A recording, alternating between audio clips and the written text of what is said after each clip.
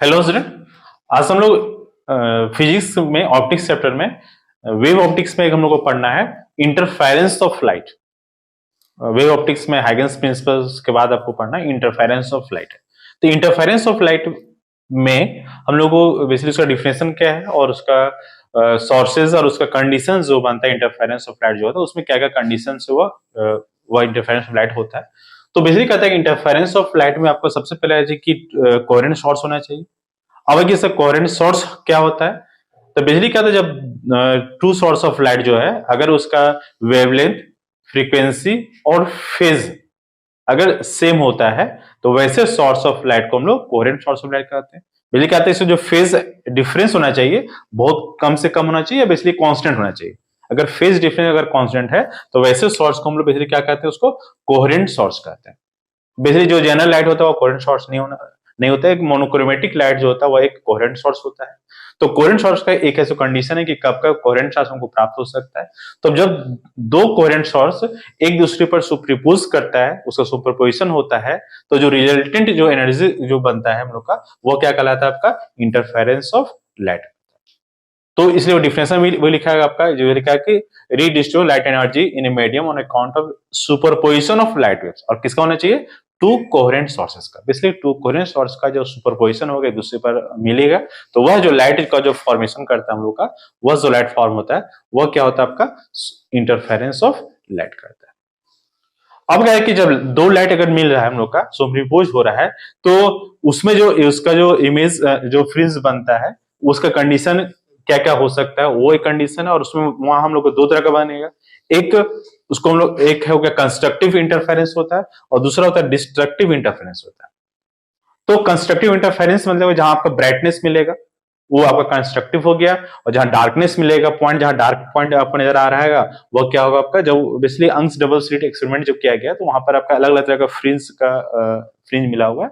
तो एक फ्रिंज जो आपका है डार्क, उसमें ब्राइट मिल रहा है, दूसरा फ्रिंज क्या होता है आपका डार्क मिलेगा, फिर ब्राइट है फिर डार्क, उस तरह का एक अल्टरनेटिव जो है सो उसका इमेज का फॉर्मेशन होते चला जाता है। तो उसका कंडीशन है कि किस कंडीशन में कंस्ट्रक्टिव होगा और किस कंडीशन में डिस्ट्रक्टिव होगा। कंस्ट्रक्टिव मतलब समझिए कि जो ब्राइटनेस है ना, जो उसका इमेज जो है वो आपका कंस्ट्रक्टिव आ रहा है। मतलब क्या हो रहा है इसमें कि कंस्ट्रक्टिव कंडीशन में कहता है कि जहां इंटेंसिटी जो लाइट का जहां मैक्सिमम होता होगा, ध्यान रखना इसलिए मैं लिख दूं यहाँ पर कि रिजल्टेंट इंटेंसिटी जहां होगा लाइट का जो सुपरपोज कर रहा है वहां जहां मैक्सिमम हो रहा होगा वह कंडीशन उसका कंस्ट्रक्टिव इंटरफेरेंस होगा, और उस कंडीशन में उसका जो फ्रिंज बनेगा वो ब्राइट फ्रिंज बनेगा।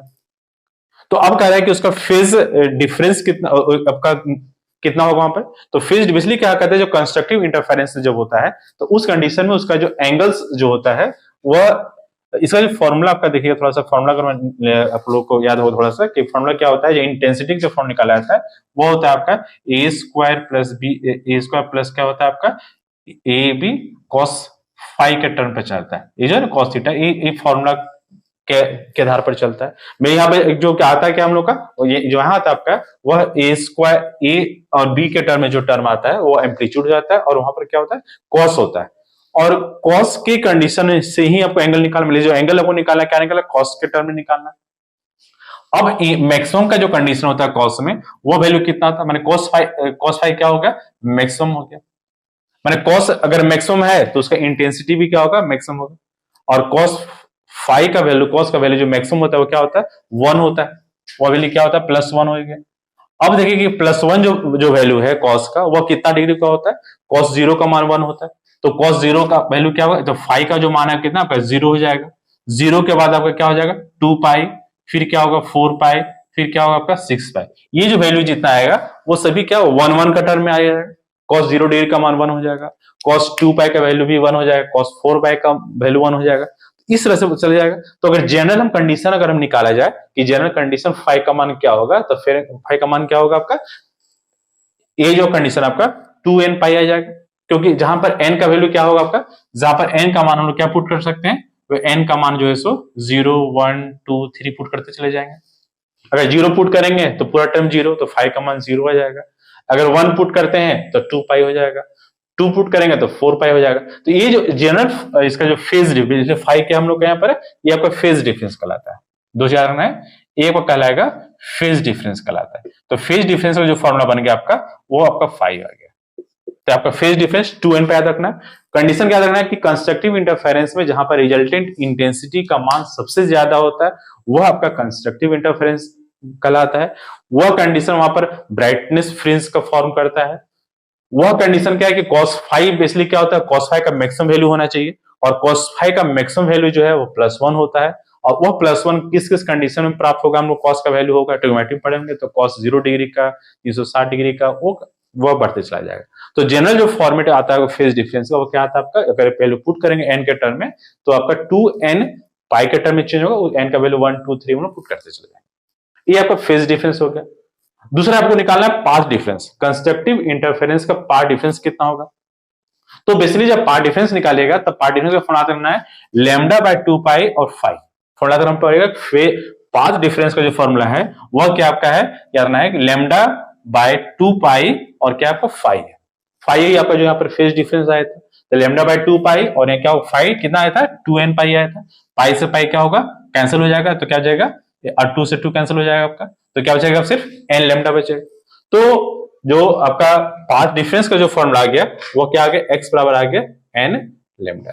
तो दो फॉर्मूला रखना है कि कंस्ट्रक्टिव इंटरफेरेंस में फेज डिफरेंस 2n पाई और उसका पाथ डिफरेंस n लैम्डा होगा। क्लियर यहां तक हो गया, कब किस कंडीशन में प्राप्त होता है कंस्ट्रक्टिव। नेक्स्ट आते हैं डिस्ट्रक्टिव इंटरफेरेंस में।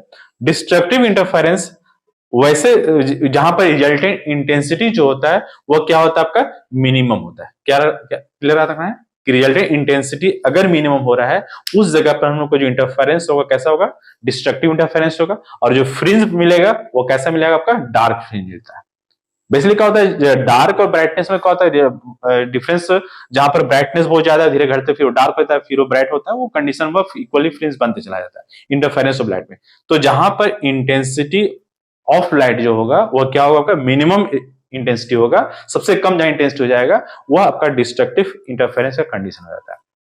अब है कि cos फाइव के कंडीशन फिर चलेगा, तो cos फाइव में जो आपका अगर मिनिमम की अगर बात करते हैं तो cos फाइव में से मिनिमम कितना का होता है, तो cos फाइव में जो मिनिमम होता है वो क्या होता है, cos फाइव जो मिनिमम आएगा वह कंडीशन क्या होता है -1 हो जाता है। cos फाइव का मिनिमम वैल्यू -1 होता है। अब cos फाइव का मिनिमम जो -1 है वह कितना होगा, तो फाइव का मान क्या होगा हम लोग का पाई हो जाएगा, cos 180 डिग्री -1 हो जाएगा। पाई के बाद क्या हो जाएगा आपका 3 पाई हो जाएगा, फिर क्या होगा 5 पाई होगा, इस तरह से वह चलते चला जाएगा।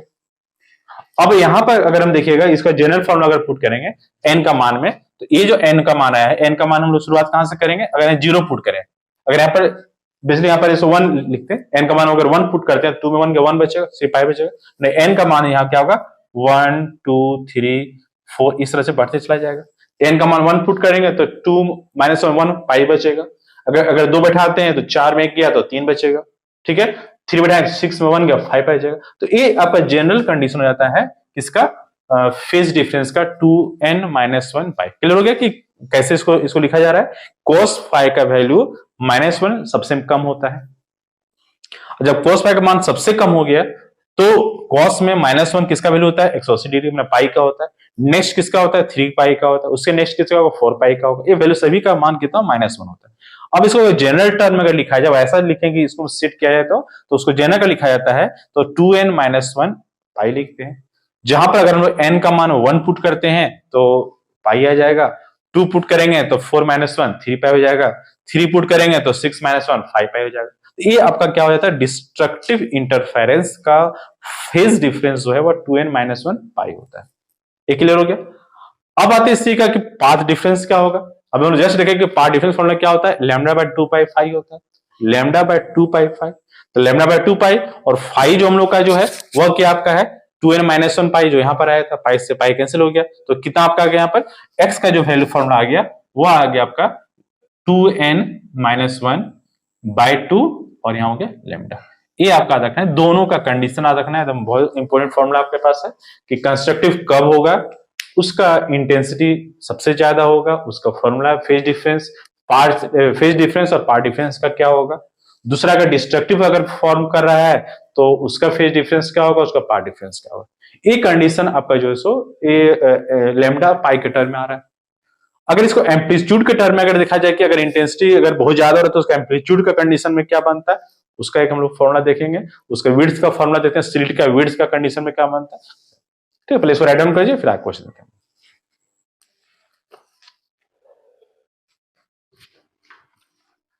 अब देखिए फॉर्मूला क्या है इसमें हम लोग का, दूसरा फॉर्मूला बनता है हम लोग की, अगर मैक्सिमम और मिनिमम का कंडीशन अगर इंटेंसिटी का होता है तो उसका एम्पलीट्यूड में रेशियो क्या होगा। अगर इंटेंसिटी बताएगा कि जब इंटेंसिटी मैक्सिमम होता है तो कंस्ट्रक्टिव होता है, और इंटेंसिटी मैक्सिमम में कंस्ट्रक्टिव और मिनिमम में डिस्ट्रक्टिव होता है। एम्पलीट्यूड के साथ उसका जो रिलेशन है वो आपका आई मैक्स बाय आई मिनिमम बराबर ए प्लस बी का होल स्क्वायर और ए माइनस बी का होल स्क्वायर। ये पहला आपका फॉर्मूला है कि अगर एम्पलीट्यूड दिया हुआ हो और उसका मैक्सिमम का कंडीशन निकालना है तो ये कंडीशन हो सकता है। और दूसरा फॉर्मूला आपके पास है कि एक रिलेशन आपके पास है विड्थ ऑफ स्लिट का, इंटेंसिटी का और एम्पलीट्यूड का। ए और बी क्या है, दो एम्पलीट्यूड ऑफ लाइट।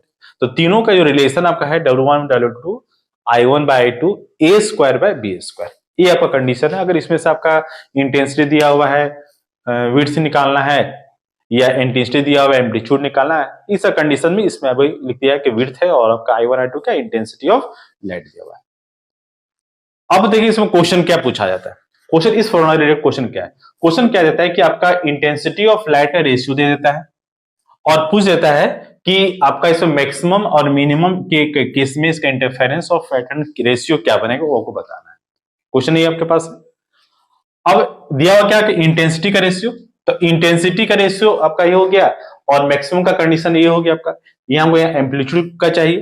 तो बेसिकली क्या है कि I1 और I2 का जो रेशियो दिया हुआ वो क्या दिया हुआ 81 और 1 का है, और I1 बाय I2 का जो रेशियो आपके पास एम्पलीट्यूड का है वह क्या है ए स्क्वायर बाय बी स्क्वायर का है। इसके साथ इसको कंपेयर करें हम लोग, ए स्क्वायर बाय बी स्क्वायर का हो गया, तो ए स्क्वायर बाय बी स्क्वायर जो है वह पे कितना हो जाएगा 81 बाय 1 हो गया। तो इसको अगर रूट कर दिया जाए तो क्या होगा, ए बाय बी इक्वल टू क्या हो जाएगा 9 बाय 1 हो जाएगा। अगर इसको यहाँ पर स्क्वायर का है तो हटाने के लिए अगर दोनों तरफ रूट कर दें तो यहाँ रूट होगा तो ए और बी, यहाँ रूट होगा तो 9 बाय 1 हो जाएगा। तो ए का वैल्यू क्या हो जाएगा, ए का वैल्यू है आपका 9, बी आ जाएगा। ये आपका ए और बी में हो गया। अब इसी को हम लोग यहाँ इस फॉर्मूले में बैठा देते हैं, I max by I minimum में, I max by I minimum में। फॉर्मूला क्या है आपका, ए प्लस बी का होल स्क्वायर है, तो ए प्लस बी है तो ए की जगह पर क्या लिखेंगे, यहाँ क्या आपका ए प्लस बी का स्क्वायर है, और बाय में क्या आपका ए माइनस बी का स्क्वायर। तो ए की जगह पर 9b लिखेंगे तो 9b प्लस बी का होल स्क्वायर, और बाय में क्या होगा 9b माइनस बी का होल स्क्वायर। 9 और 1 10 हो जाएगा, 10 का स्क्वायर हो जाएगा 100 आ जाएगा, क्या आ जाएगा 100 बी स्क्वायर, और नीचे क्या होगा 9 में 8 1 चला गया 8 बचेगा, 8 का स्क्वायर क्या होगा 64 बी स्क्वायर हो जाएगा। ये दोनों क्या होगा आपका कैंसिल हो जाएगा, 64 100 बाय 64 हो गया। ये आपका हो गया आई मैक्स बाय आई मिनिमम का कैसे कंडीशन आ गया। अगर ये भी आपका कैंसिल होता है तो इसको भी काट सकते हैं हम लोग, तो आई मैक्स बाय आई मिनिमम का जो रेशियो आ जाता है वो आपका होता है 100 बाय आपका तो 50 हो जाएगा, और इसको जो 100 बाय 60 ये आपका जो है सो कंडीशन में आता है।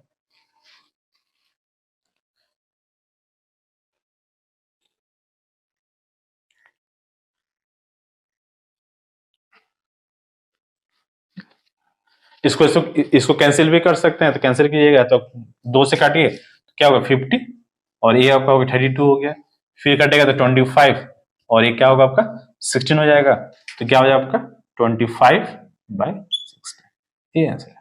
तो अगर हम लोग का इंटेंसिटी का रेशियो दिया हुआ है और उसी कंडीशन में अगर क्वेश्चन क्या दे दिया, अगर मैक्सिमम और मिनिमम का पैटर्न का इंटेंसिटी निकालना है तो एम्पलीट्यूड के टर्म में चेंज कर देते हैं, और उस एम्पलीट्यूड के टर्म को चेंज करके इस फॉर्मूला में हम लोग जो है उसको बैठा देते हैं। ये कंडीशन है।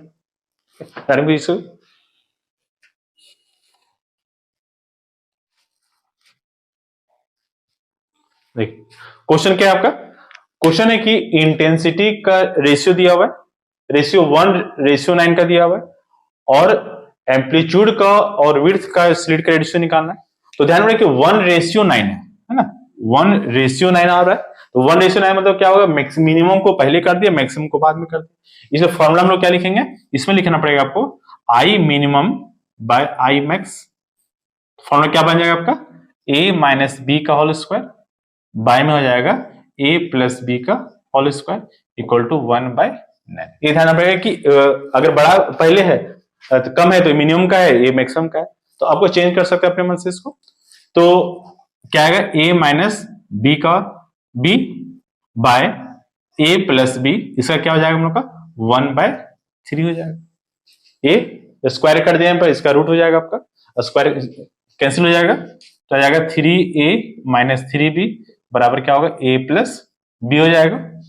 तो 3a माइनस a और b प्लस 3b हो जाएगा, तो 2a बराबर 4b हो जाएगा। तो a बाय b का रेशियो का 2 से a 2 कैंसिल हो जाएगा, आपका 2 कैंसिल हो जाएगा, तो a बराबर क्या आ गया 2b आ गया। तो a बाय b का जो रेशियो आ गया, a बाय b का रेशियो कितना हो गया 2:1 हो गया। यहां से निकाल दें यहाँ पर, तो a बाय b का जो रेशियो आएगा वो क्या होगा 2:1 हो गया। तो पहला जो लोग को निकल गया कि a और b, मैंने एम्पलीट्यूड का पहला क्वेश्चन क्या पूछा था, एम्पलीट्यूड का रेशियो क्या होगा, तो एम्पलीट्यूड का जो रेशियो आ गया वो क्या आएगा 2:1 का आ गया। सेकंड पूछ दिया विड्थ ऑफ स्लिट का, तो एम्पलीट्यूड a आपका अरे हो गया आपका, तो इसमें आपका विड्थ का रेशियो क्या हो जाएगा, तो यहाँ क्या दिया हुआ है कि a square by b square equal to क्या है W1/W2 है, ये आपका फॉर्मूला है। अब यहाँ पर a बाय b है, तो a और b का रेशियो क्या हो जाएगा, तो क्या हो जाएगा 2/1 का क्या होगा होल स्क्वायर हो जाएगा, तो जाएगा 4/1 आ जाएगा। तो विड्थ का जो रेशियो आएगा आपका, तो विड्थ का जो रेशियो आएगा वो क्या हो जाएगा आपका 4:1 का, क्योंकि आपका स्क्वायर का टर्म का है।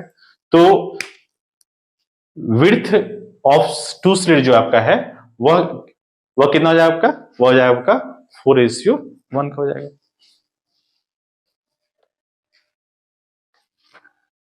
क्लियर? तो कंडीशन क्या देना पड़ेगा आपको कि अगर 9:1 का है तो मैक्सिमम बाय मिनिमम लेके चलेंगे, उस कंडीशन में ए और बी का आ जाएगा। सेकंड कंडीशन बोला था कि एम्पलीट्यूड के अलावा निकालना क्या था, विड्थ निकालना था, तो विड्थ का जो रेशियो है और एम्पलीट्यूड का साथ condition a square by b square है, तो विड्थ के साथ रेशियो, विड्थ आपका 2/1 आया हुआ था, तो विड्थ में क्या होगा उसका स्क्वायर हो जाएगा, तो यहाँ पर 2/1 के स्क्वायर 4:1, तो ये आपका एम्पलीट्यूड का रेशियो हो गया और ये आपका जो है सो विड्थ ऑफ स्लिट का रेशियो जाएगा। तो इसमें आपका न्यूमेरिकल्स जो है, इफ फॉर्मेट का न्यूमेरिकल्स जो है आपका क्वेश्चन आता है अंश डबल सीडी में, आपका ये फॉर्मेट का मिनिमम और मैक्सिमम का कंडीशन और विड्थ इंटेंसिटी और एम्पलीट्यूड कंडीशन। ठीक है, बेस राइट डाउन कीजिए फिर क्वेश्चन देता है।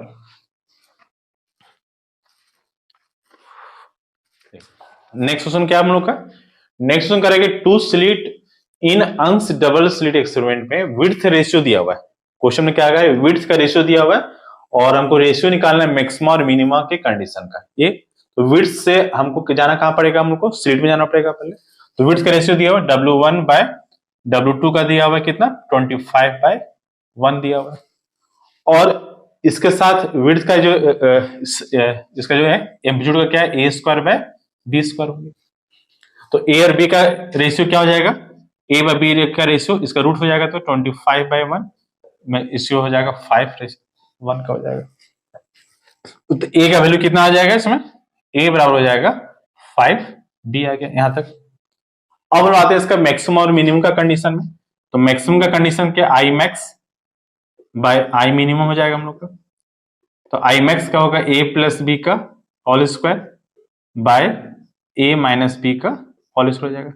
a प्लस बी का स्क्वायर में a का वैल्यू 5 पुट कर देंगे, तो 5b प्लस b का होल स्क्वायर बटा 5b माइनस b का होल स्क्वायर, तो 6b का स्क्वायर 36b स्क्वायर, और यहाँ जाएगा 4b का स्क्वायर तो जाएगा 16b स्क्वायर, ये हो जाएगा। तो b स्क्वायर दोनों कैंसिल हो जाएगा आपका, ये दोनों, तो 36, तो क्या हो जाएगा आई मैक्स बाय आई मिनिमम जो आएगा आपका वो क्या हो जाएगा 36/16 हो जाएगा, 4 से कैंसिल हो जाएगा, ये 9 हो जाएगा और ये आपका 4 हो जाएगा। तो ये आपका क्या हो जाएगा, इसका आंसर हो जाएगा। तो अगर कंडीशन क्या बनता है कि अगर मैक्सिमम और मिनिमम के केस में अगर जो वैल्यू आता है कि सबसे ज्यादा कंडीशन का सबसे कम, तो एक ठीक है, तो कुछ और क्वेश्चन हम लोग नेक्स्ट वीडियो में देखेंगे, इसी फॉर्मेट का क्वेश्चन देखेंगे। Thank you.